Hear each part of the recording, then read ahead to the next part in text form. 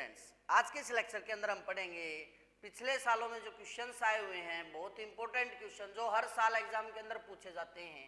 अगर आप ये क्वेश्चन एक बार अटेम्प्ट कर लेते हो या फिर जो तरीका मैं आपको बता रहा हूँ अगर आप उस तरीके को फॉलो कर लेते हो तो आपका जो केमिस्ट्री ऑफ लेंथेनाइड्स है उसके अंदर से एक नंबर भी नहीं कट सकता है भाई।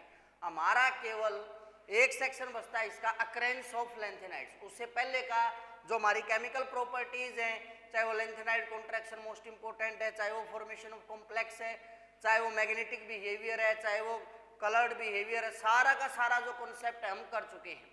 अब उस कॉन्सेप्ट से रिलेटेड जो क्वेश्चंस मोस्टली पूछे जाते हैं आज हम उन क्वेश्चंस की बात करेंगे।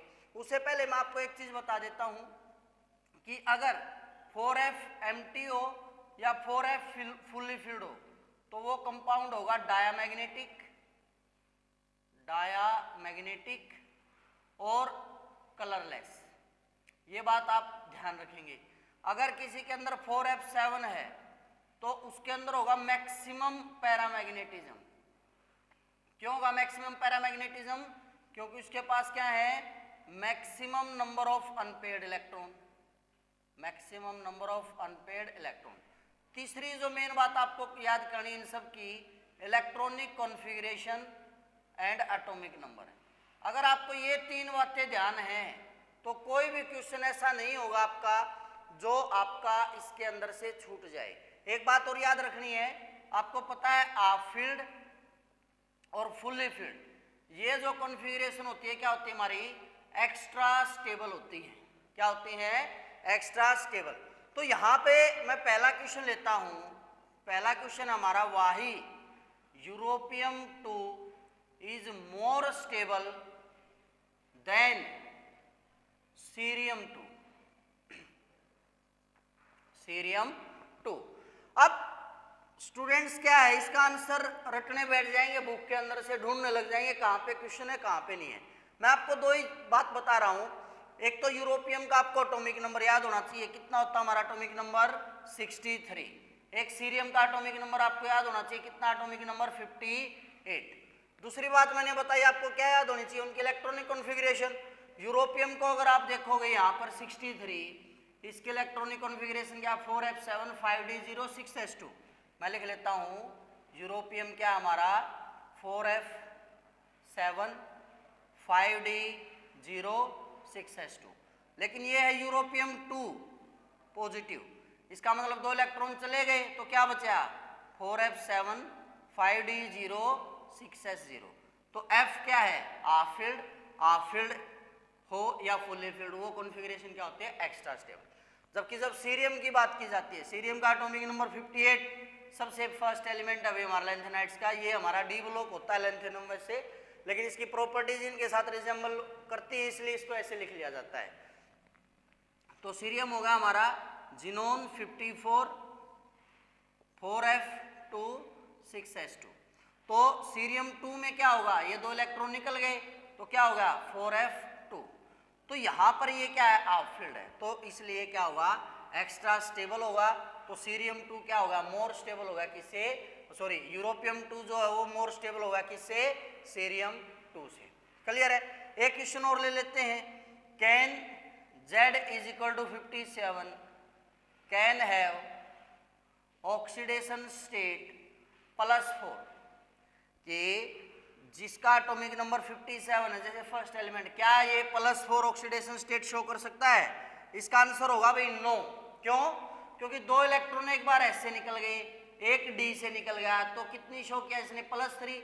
इसके बाद तो क्या आ गई, स्टेबल नोबल गैस कॉन्फ़िगरेशन आ गई, जो ये उसको ब्रेकअप नहीं करना चाहेगा या उसको खोना नहीं चाहेगा। तो इस वजह से सीरियम जो Z है जिसका एटॉमिक नंबर 57 है, इस प्रकार से आपको कोई भी एलिमेंट दे सकता है Z लिख के। Z क्या होता है, एटॉमिक नंबर। तो ये क्या नहीं रख सकता भी, इसकी ऑक्सीडेशन स्टेट +4 नहीं रख सकता है।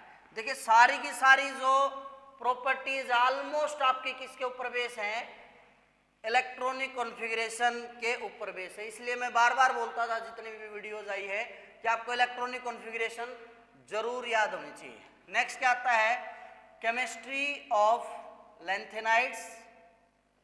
Chemistry of lanthanides is so identical, वाही कि जो लैंथेनाइड्स होते हैं उनकी केमिस्ट्री मतलब you can say chemical properties almost similar होती हैं या आइडेंटिकल होती हैं, सेम होती हैं, सो आइडेंटिकल, बिल्कुल लगभग सेम होती हैं। तो उसका रीजन क्या है? रीजन क्या है भाई? हमने एक लैंथेनाइड कॉन्ट्रैक्शन पढ़ा था, जिस वजह से इनका जो साइज था वो ऑलमोस्ट क्या हो गया था? सिमिलर हो गया था।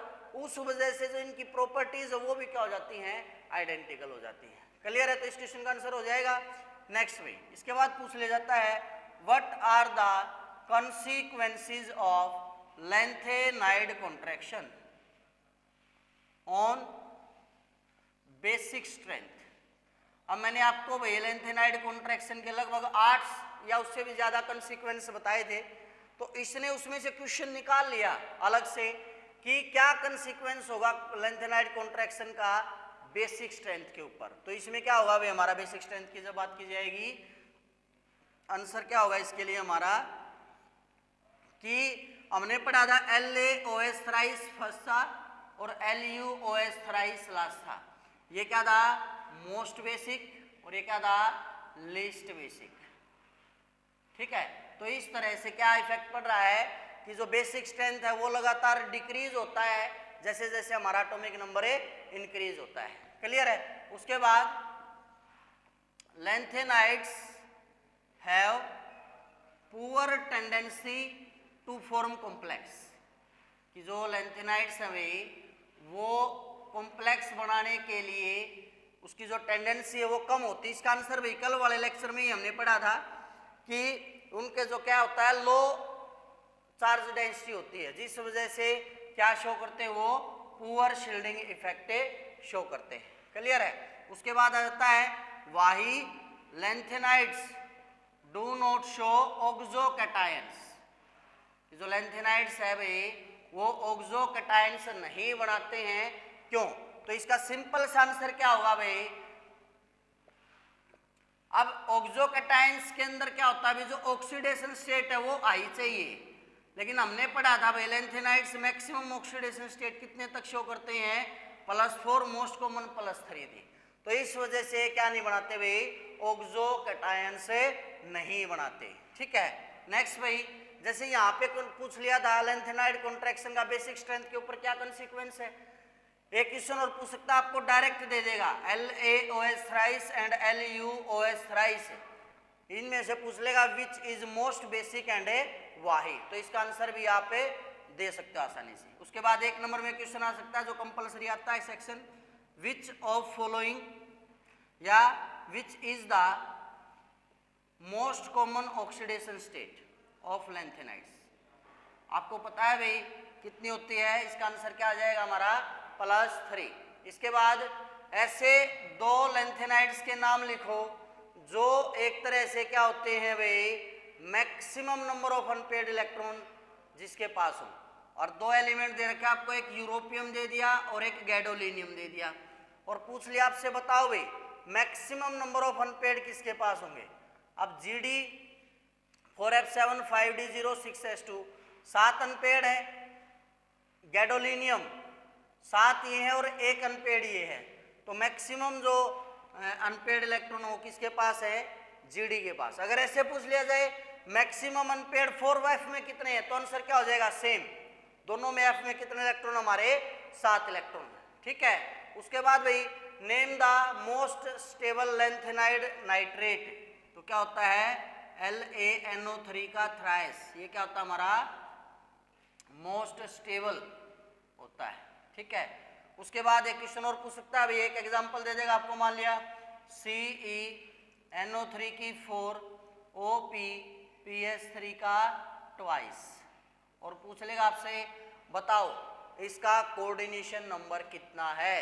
तो जिसने नहीं पढ़ा है, मेरा पिछला लेक्चर नहीं देखा है या बुक के अंदर अच्छे स्टडी नहीं किया है, वो 4 ये काउंट करेगा, 2 ये काउंट करेगा, कोऑर्डिनेशन नंबर कितना लिख देगा? 6। लेकिन एक्चुअल में हमने देखा था भी NO3 की 2 ऑक्सीजन जो है वो बॉन्डिंग कर रही थी, तो 4 दूनी 8 और 2 10, तो इस प्रकार से इसका कोऑर्डिनेशन नंबर कितना हो गया? 10। क्लियर है? तो ये थे हमारे कुछ इंपॉर्टेंट क्वेश्चंस जो आपके एग्जाम के अंदर पूछे जा सकते हैं। इससे अलग भी क्वेश्चंस आप अगर कोई आ जाता है वो अटेम्प्ट कर सकते हो। अगर आपको क्या आती है अच्छे से इलेक्ट्रॉनिक कॉन्फ़िगरेशन आती है। अगर आपकी किसी टॉपिक में या किसी क्वेश्चन में कोई प्रॉब्लम आती है तो आप कमेंट करके हमें बता सकते हैं। जल्दी से जल्दी जो है हम आपकी उस प्रॉब्लम का सॉल्यूशन करेंगे। अगर आपने चैनल को सब्सक्राइब नहीं किया तो कर ले, ताकि आगे आने वाले लेक्चर्स की जो नोटिफिकेशन है वो आपको मिलती रहे। पढ़ते रहे, बढ़ते रहे, खुश रहें। आज के लेक्चर के अंदर इतना ही। मिलते हैं आपसे अगले लेक्चर के अंदर एक नए टॉपिक के साथ, इंटरेस्टिंग टॉपिक के साथ। Thank you.